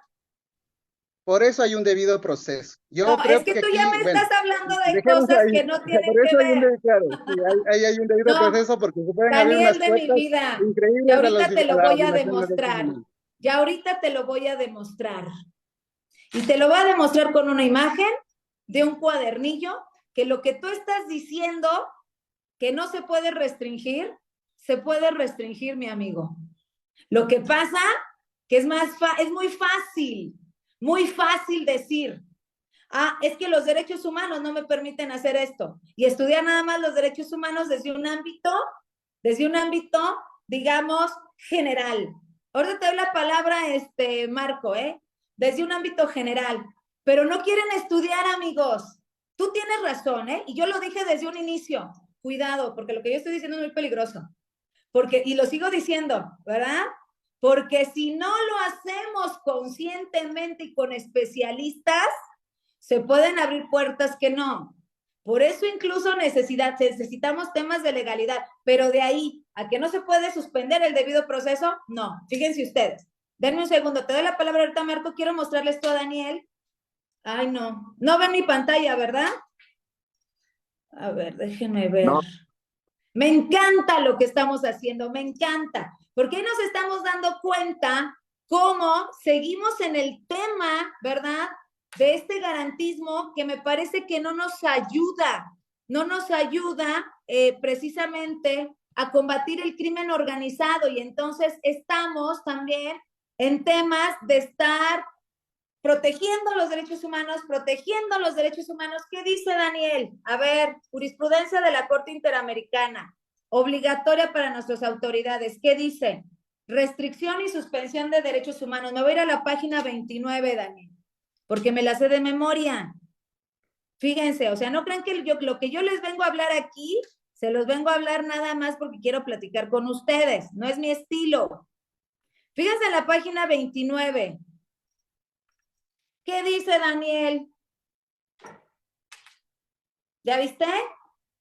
Restricción del derecho al debido proceso, mi Dani. La propia Corte Interamericana de Derechos Humanos te está señalando que en ciertos casos y bajo los temas en donde haya necesidad de aplicarlo, como cuando lo que pasa en El Salvador, lo podemos hacer. Si en sus países no hay necesidad, apliquen el garantismo, no hay tema. Si en sus países no tienen un crimen organizado como en el que hay en El Salvador, aquí en México es otro tema, porque ya les dije, el tema es político. Está metido hasta los huesos de la política el crimen organizado. Está metido hasta en la Asamblea Legislativa el crimen organizado, ¿sí? No podemos decir que vamos a hacer lo mismo de El Salvador porque son realidades distintas. En El Salvador, Bukele acabó con todo su Congreso. Acabó con su Corte Suprema. Hay un montón que están en la cárcel, fiscales todos, porque la corrupción estaba hasta ahí. ¿Que restringió derechos humanos? Claro. Y les digo algo, con el garantismo no se podía hacer. No se puede hacer. Y entonces a mí me decían, doctora Padilla, ¿qué hacemos? Metemos derecho penal del enemigo, estamos aplicando la norma retroactivamente, ¿qué hacemos? Tranquilos, porque lo que ustedes están haciendo está permitido por la Corte Interamericana de Derechos Humanos en su jurisprudencia, porque el garantismo no puede ser estático, carajo, no. Lo dijo Dani, ¿no? Lo dijo Dani. Y yo lo sé, porque te digo que he convivido con mucho tiempo en Ecuador. La Constitución ecuatoriana es la más garantista de América Latina, la más garantista. No les alcanza para una criminalidad organizada, muchachos. No, si digo algo que me equivoque, por favor, regáñenme, se vale, porque no soy ecuatoriana, y porque no soy ecuatoriana. Pero creo que el derecho penal garantista que ustedes tienen, la tipicidad que ustedes tienen, creo que no alcanza para combatir ese crimen organizado que tienen. Es más, en México tenemos delincuencia organizada restrictiva y no nos alcanza. Te interrumpo un momentito porque no solamente tiene que ver con el tema de típico, digamos, o lo que nos alcance, porque generalmente las bandas delincuenciales están siendo manejadas desde las propias cárceles acá en el Ecuador. Entonces, si yo puedo poner más tipos penales, etcétera, sigo llenando las cárceles y se sigue manejando el tema de la delincuencia organizada. Entonces, ahí no está el inconveniente, no está en digamos, de alguna manera, seguir con este tema persecutorio, porque, bueno, tenemos las leyes, tiene que haber, estoy clarísimo, pero de alguna manera tiene que mantenerse también todo lo que tiene que ver con la garantía de los derechos humanos. Ahora, los derechos humanos per se no están mal ni limitan nada absolutamente. Lo que sí está mal es que jueces, fiscales, etcétera, no puedan aplicar adecuadamente la ley y que no puedan adecuar el derecho penal acá en el Ecuador, porque nuestro código penal, a pesar de que sí tiene ciertas limitaciones, es un código que tipifica la mayoría de delitos, los sanciona además y cumple con todos los procesos. Pero ¿qué sucede? Que si es que yo no puedo, de alguna manera, la estructura está mal, si es que no puedo yo manejar este tipo de situaciones en este caso, los que cometen actos antijurídicos quedan en libertad, se dan medidas cautelares, hay corrupción, etcétera, etcétera. Yo no resuelvo nada cambiando el tipo penal o aumentando el tipo penal. Entonces, el problema es más estructural, a mi modo de ver. Claro que está bien en este momento, porque estamos en una clase de derecho penal, obviamente, pero yo creo que también hay que ver estas otras aristas que nos dan cuenta de que no solamente con el derecho penal tenemos que resolver todo, sino que también existen otras posibilidades que, a pesar de que existe la ley, el derecho penal y etcétera, muchas otras cosas, siguen cometiéndose los delitos. Entonces, porque si es que yo puedo llenar el código penal, puedo poner 50 años, 100 años también de prisión, pero si no me da resultado desde ese modo, tengo que ver otras combinaciones. Ese es mi particular modo de ver. Gracias, Dani. Completamente de acuerdo contigo. Tan es así que en El Salvador sí hay resultados, con el estado de excepción. Del 100% de criminalidad bajó al 2%. Les quiero decir que yo estaba junto con jueces y magistrados a las 2 de la mañana en el centro de El Salvador, completamente oscuro, sin guardaespaldas. Y me decían, es que doctora Padilla, esto es para que usted vea el resultado de la aplicación normativa. Porque como bien lo dice Dani, puedes tener el derecho penal más restrictivo del mundo, pero si no funciona por una cuestión estructural de corrupción, de disfuncionalidad, de ignorancia de las autoridades, no va a funcionar. Y si tienes el código penal más garantista, ¿verdad? De todas formas no va a funcionar. Sí, tiene que ver el tema estructural. Pero entonces, aquí la cuestión que yo les digo es, y además yo estoy muy contenta, les voy a decir por qué. Porque tenemos, ¿verdad? Una muestra fehaciente de que la restricción al ejercicio de los derechos humanos y la, digamos, modulación o dilución del principio de legalidad y del principio de retroactividad trajo como resultado, fíjense ustedes, trajo como resultado un lugar con seguridad y paz social como lo es actualmente El Salvador. Claro, ustedes me pueden decir, y yo lo voy a decir, a ver, antes de que me lo digan, como me lo dijo Dani, ¿no? Doctora, ¿y qué tal que hay gente inocente en El Salvador? Oigan, por cierto, los invito a mi congreso, acuérdense de seguirme en mis redes sociales. Les voy a decir por qué, hago este paréntesis. porque va a ser el 5º Congreso Anticorrupción acá en México, que lo voy a transmitir en línea por la FES Acatlán UNAM, donde yo soy profesora, y vamos a hablar de ese tema, Dani, y Marco y todos, de restricción de derechos humanos. Y va a venir de forma presencial a México a hablarnos del tema un ministro de la Corte Suprema de El Salvador. Nos va a decir cómo está el show. Y les voy a decir por qué me acordé. Porque precisamente, ¿no? Hablando de estos temas, le preguntaban, oye, ¿y qué tal que hay gente inocente? Fíjense lo que yo estoy poniendo, porque todavía no acabo con el tema del suero de la verdad. Y ahorita voy a leer todo lo que está aquí. Fíjense el tema que le estoy diciendo. Dice, el tema que se contrapone, seguridad social, del 100% de criminalidad bajaron al 2%.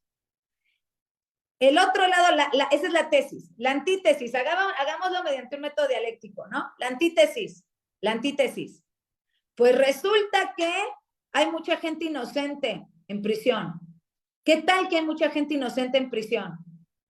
La respuesta es, para eso está el proceso penal. Todavía ellos están en la etapa de la investigación complementaria. Todavía no llegan ni en las audiencias intermedias.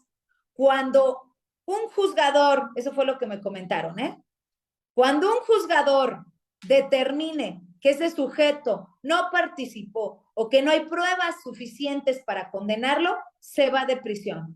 Pero la medida cautelar es prisión preventiva justificada.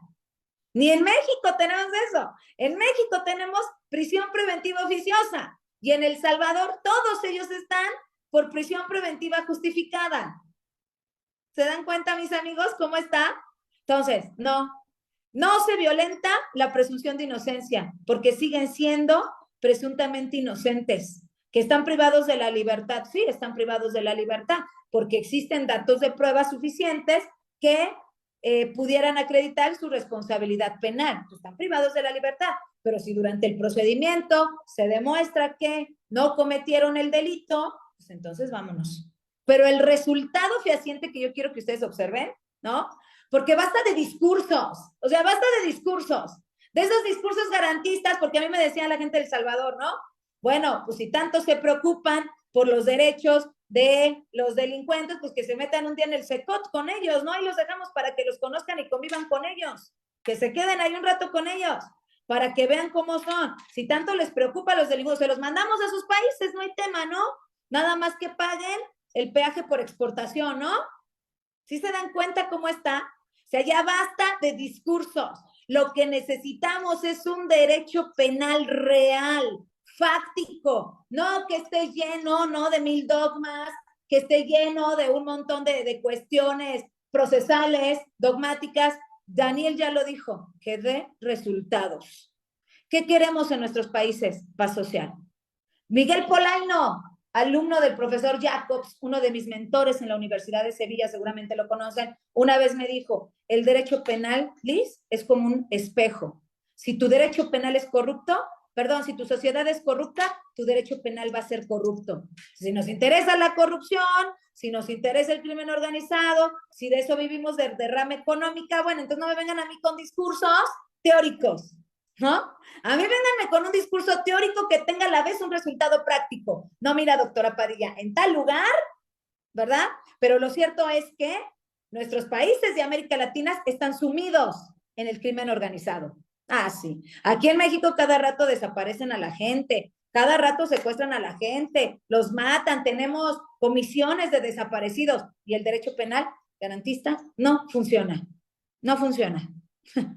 Ok, bueno, le doy el uso de la palabra a Marco primero, que desde aquí hora, y después le doy el uso de la palabra a Hugo. Ya después de Hugo voy a leer aquí, oigan, súper lo que estamos haciendo, súper. Me encanta un comentario aquí de Diego Macas que dice, lo cierto es, doctora Padilla, que hoy he escuchado por primera vez a una profesional altamente calificada, muchas gracias, en tener una posición algo extrema en lo que respecta a la aplicación de tipos penales referentes a la delincuencia organizada. Sí, no, yo no estoy, jamás voy a decir que un delincuente organizado no se le restrinjan derechos humanos, eso no lo voy a decir. Dice, sin embargo, coincido con usted, Su enunciado estaría a la par con la limitación de los derechos humanos del delincuente, que hoy en día se puede concebir como una locura. No, ya les enseñé que está en el cuadernillo 26 de la jurisprudencia, ¿verdad?, de la Corte Interamericana de Derechos Humanos. Sin embargo, ¿acaso el derecho penal no ha ido cambiando? Por supuesto, el derecho penal es cibernético, debe ser cibernético a las sociedades, por eso el que tenemos ya no nos alcanza. Si antes se aplicaba la ley del talión, hoy tenemos nuevos referentes de delincuencia organizada, el derecho cambia conforme cambian el comportamiento de la sociedad. Así es, Diego Maca. Bien, no te preocupes, Jaime, dice que va a apagar la cámara porque su señal está inestable. Dice Carlos Camba, debemos desmontar el chip mental para estar en el momento actual sobre delincuencia organizada. Caso contrario, estaríamos en un estado fallido. Y Jaime Pacheco le dice no. Bueno, derecho humano del delincuente por aquí, derechos humanos del delincuente por acá. No entiendo. Si los países que promulgan la libertad son mucho más garantistas que los mismos estados latinoamericanos, coinciden la pena de muerte como una pena al cometimiento de un delito. Exacto. Somos sociedades, ay, perdón por lo que voy a decir, pero alguien lo tiene que decir. Somos sociedades tan corruptas que le tenemos miedo a la pena de muerte. ¿Qué? Cuidado. Luego dice aquí, porque se asustan cuando creen que se ha vulnerado los derechos humanos del delincuente en algún país. ¿Por qué se asustan cuando creen que se ha vulnerado los derechos humanos del delincuente en algún país latinoamericano? Doctora, más allá del crimen organizado, tenemos un problema mucho más profundo, la corrupción. Los operadores de justicia fiscales, etcétera, no todos trabajan en favor del crimen organizado. Buenas noches. Creo que el conflicto empieza desde que asumimos que en el derecho penal los derechos humanos son propios de los imputados, claro, pero es necesario contemplar el derecho penal a la protección de los derechos humanos también correspondientes a las víctimas, el derecho penal a la seguridad también, digo yo. A partir de ello podemos aplicar el test de proporcionalidad en materia penal. Súper, exacto, dice Diego Macas. Dani, ¿qué pasa cuando estuvo detenida una persona, luego en el proceso resulta que es inocente? ¿Cómo el Estado debe resarcir el daño? Entonces, en esos casos, ¿verdad? Porque tampoco somos digamos, máquinas, en ese caso, entonces, yo les aseguro, no sé, no les aseguro, pero pienso que si le pudiéramos este caso a la IA diría tortúralo de inmediato. No lo sé, me parece más extremo, ¿no? Decía no, pero a quien no estaba compartiendo la pantalla. Ah, gracias, Jaime. Súper. Mi querido Marco, ahora sí, adelante, por favor. Bueno, muy buenas noches, estimada catedrática. Es un honor tenerla dando esta ponencia, ilustrándonos con su sabio, con su conocimiento. Quería felicitarle a usted y al amigo Daniel, al abogado Daniel, porque esa conversación salió una ilustrada resultado sobre las dudas que teníamos en todo este evento, ¿verdad? Sobre los ejemplos que nos puso sobre el test de la verdad y la tortura. Es muy importante analizar que los países han tenido esa empatía referente a las situaciones que viven en sí, a los problemas sociales, a los problemas de delincuencia organizada que han sufrido, han abundado, han maltratado, todo lo que se puede decir de una realidad humana. Y esa Convención Americana de Derechos Humanos, la Corte Interamericana de Derechos Humanos, ha acertado en tener este tipo de razonamientos, en este tipo de resultados a favor de las personas que quieren un buen vivir, una buena libertad, anhelamos la tranquilidad, ¿no? Entonces, porque no es lo mismo, como usted lo señaló, la delincuencia de Inglaterra, la delincuencia de Europa, la delincuencia de Ecuador, con la delincuencia de México, con la delincuencia de Colombia, con la delincuencia de los mismos. Pero sí se preocupó la Corte Interamericana de Derechos Humanos, sobre todo desde el artículo 16 de su jurisprudencia, en señalar y en este caso lo que usted pudo manifestar, que sí se puede restringir el debido proceso referente a ciertas situaciones, porque realmente hay que tener un poquito de empatía, en el sentido de que imagínense que sea mi hijo, que sea su hijo, que sea el hijo que estuviera en ese momento de peligro. ¿Qué hacemos? O de una persona que piensa que lo protege todo el mundo porque es un delincuente y piensa que lo protege todo el mundo, ¿verdad? Y no es así. el Estado tiene que también tomar acciones referentes a este tipo de situaciones y ponderar, ¿no? Hacer un test de proporcionalidad en esta materia penal. Por eso yo quiero felicitarle, muchas gracias por haberme encontrado, porque sinceramente yo desconocía el tema, igualmente a la misma Daniel, por esta charla, igualmente a todos mis compañeros. Muchas gracias, estimada doctora Liz, muy amable por su ponencia. No, hombre, Marco, al contrario, muchísimas gracias. Lo que sí creo, Marco, con todo lo que yo viví en El Salvador y que vivo en México, ¿no? Quiero decirles que en El Salvador son 6 millones de personas, en México somos 130 millones de mexicanos, ¿no? Y tenemos el quinto grupo criminal más fuerte económicamente del mundo.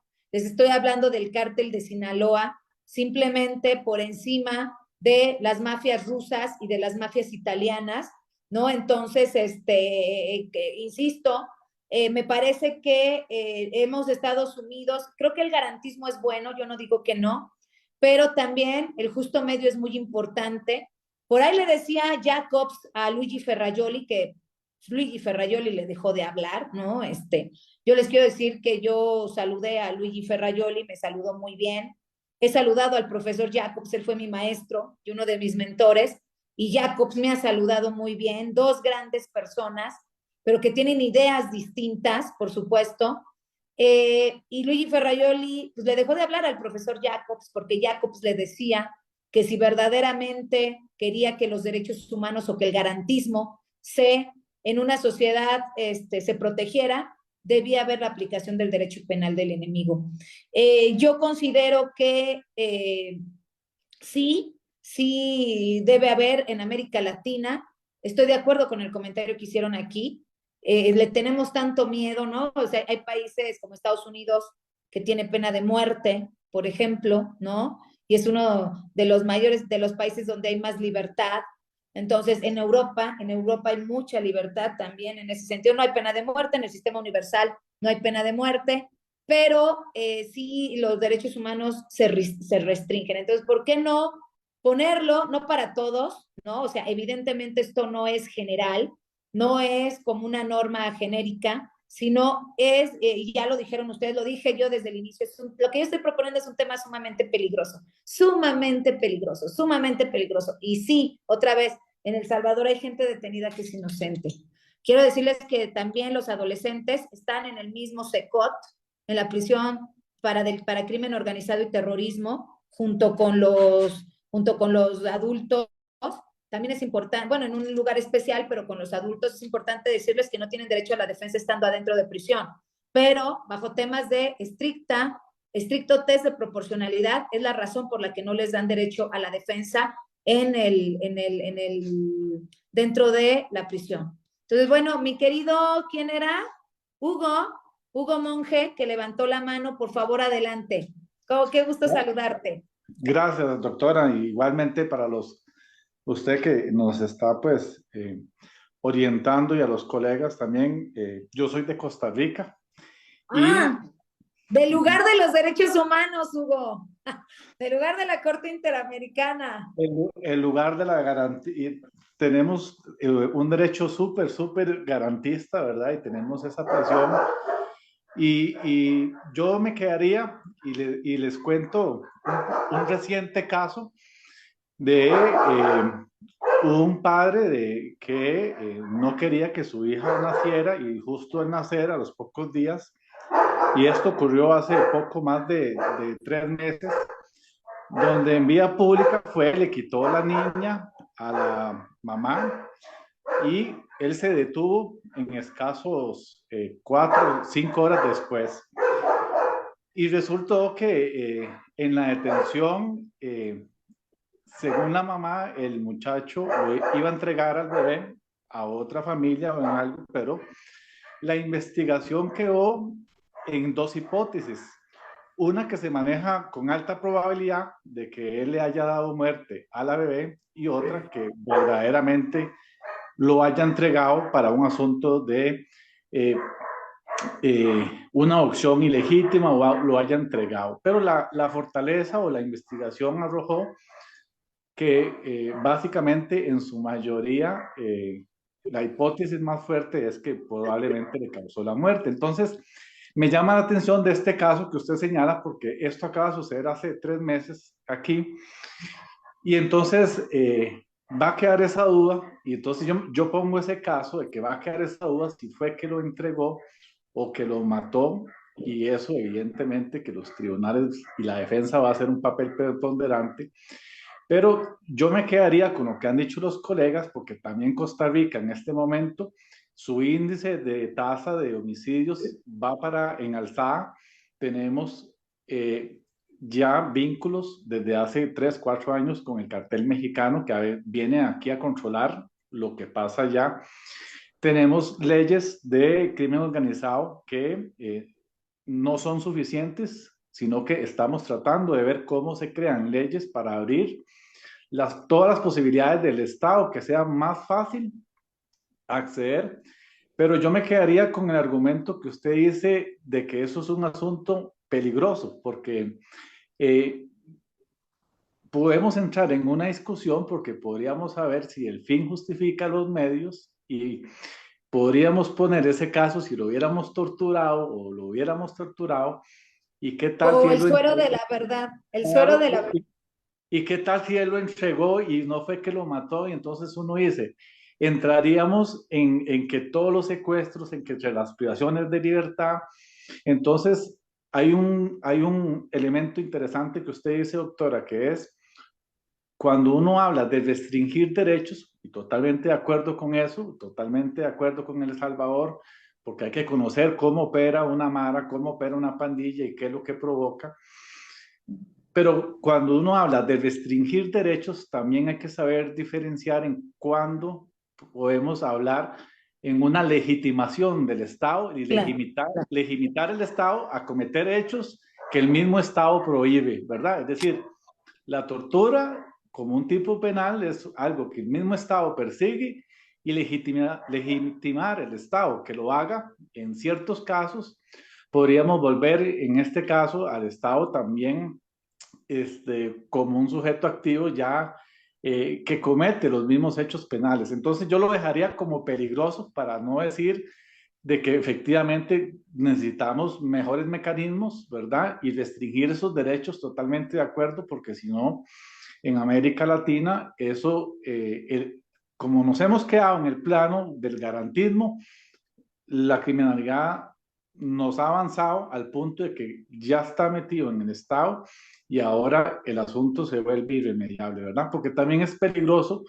Tendríamos que convertirnos en un Singapur, tendríamos que convertirnos en esas cosas como para revertirlo de golpe, y entonces es muy peligroso legitimar el Estado, pero también yo diría que el punto central, como usted lo dice, doctora, es restringir los derechos, pero no legitimar al Estado. Gracias, doctora.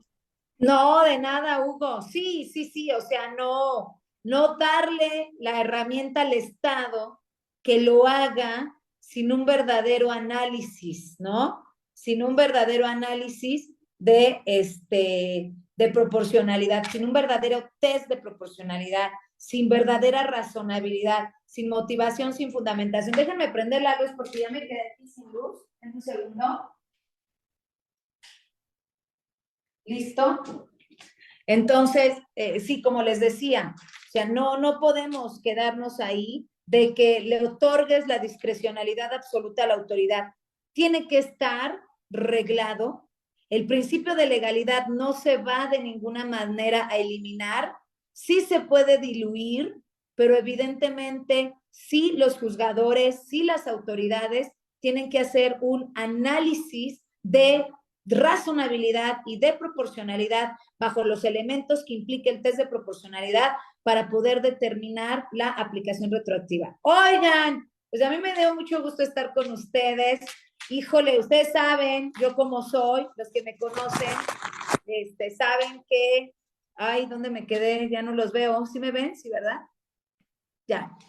Los que me conocen saben que yo día con día pues estoy analizando la norma jurídica, estoy analizando la realidad social.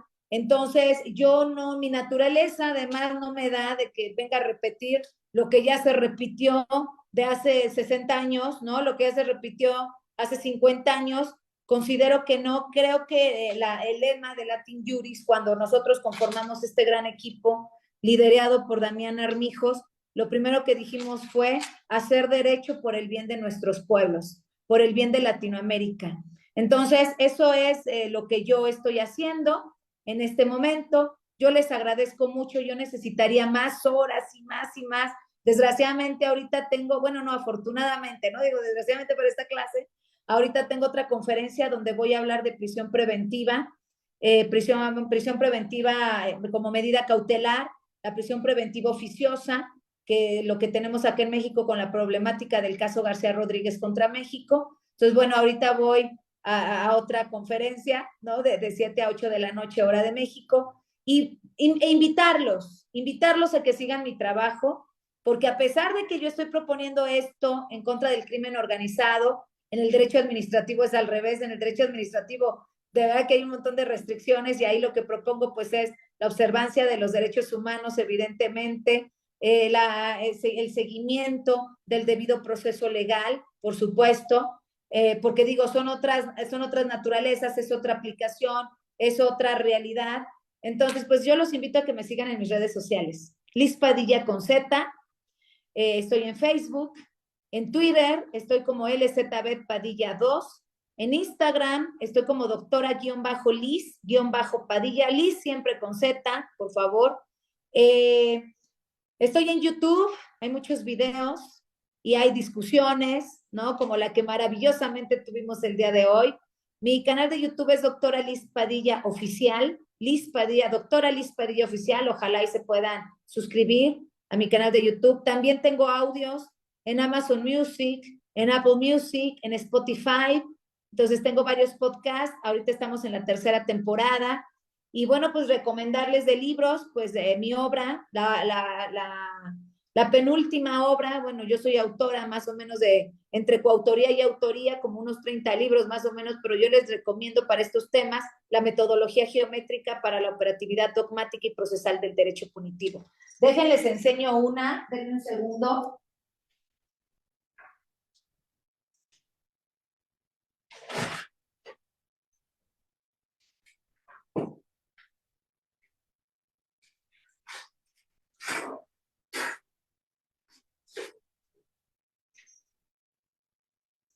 Les recomiendo esta, ahí se ve, creo que no se ve mucho.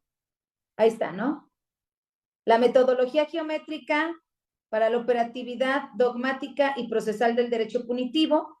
Ustedes la pueden encontrar en Amazon Estados Unidos, y la pueden bajar digital por la aplicación de LinkedIn. Entonces, pues ya aquí vienen todo el tema, son 6 figuras geométricas que lo que hacen es dar una metodología exacta de la protección de los derechos humanos y sus restricciones, de tal suerte que si se violenta alguna de estas figuras geométricas, que son 6, el rombo, la estrella, el pentágono, el cuadrado, el triángulo y el cono, pues entonces el actuar de la autoridad será arbitraria. Les mando un beso como siempre, muchísimas gracias. Para mí ha sido siempre un honor, de verdad, estar con mis queridos hermanos juristas de Latinoamérica. Saben que mi trabajo es de ustedes. Y no, yo no escatimo en decir lo que estoy trabajando, ni en compartirlo, mucho menos con mi gente mexicana y con toda mi gente latinoamericana. Gracias, un abrazo, nos vemos la próxima. Gracias por todo, gracias por estas discusiones tan maravillosas que tuvimos el día de hoy. Buenas tardes. Buenas noches, doctora. Muchas gracias por su excelente ponencia. La verdad es que múltiples comentarios positivos por su gran ponencia nos han llegado desde Facebook, desde la plataforma Zoom. De hecho, incluso este es un espacio justamente para el desarrollo de la libertad de expresión y también para el desarrollo de nuevas ideas. Es importante también justamente de las discusiones llegar a síntesis y por supuesto a mí personalmente me ha parecido muy interesante cómo es que en el derecho latinoamericano exactamente vivimos una realidad muy diferente a la europea. En Europa, Ferrajoli establece los criterios del garantismo, de la estricta legalidad, justamente partiendo desde esa realidad donde existen estados que efectivamente, más allá del derecho, garantizan derechos. En nuestro contexto latinoamericano, sin embargo, vivimos una situación desestructurada socialmente y la verdad es que muchos de nuestros estados no se han hecho en ese sentido responsables de llegar a aquello. Por eso es que justamente existen estas organizaciones criminales en estas situaciones desestructuradas que vienen incluso en ocasiones a reemplazar al mismo Estado. Y es por ello que el planteamiento de un derecho penal que parta de esa realidad y que también la Corte Interamericana de Derechos Humanos, por supuesto, también reconoce esa realidad y propicia la posibilidad de limitar las garantías bajo un test de proporcionalidad que magníficamente nos ha expuesto en su gran ponencia, estimada doctora, me parece justamente un punto muy importante. Efectivamente, también tenemos que exigir al Estado de que más allá del derecho penal garantice nuestra seguridad, nuestro bienestar económico, etcétera. Pero también es cierto que hasta llegar a ese punto debemos hacer algo. Y justamente ahí está los planteamientos que magníficamente nos ha expuesto, estimada doctora, y por eso le agradezco mucho por estos conocimientos que me parecen personalmente extraordinarios y por supuesto les agradezco a nuestros estimados participantes por su atención, por su participación que ha sido excelente y de gran nivel. El abogado Eric Erazo desde la ciudad de Quito, Ecuador, les agradece de todo corazón y por supuesto me despido. Muchas gracias. Gracias, Eric. Un abrazo. Hasta luego. Bye bye. Gracias, doctora. Muchas gracias, estimados participantes.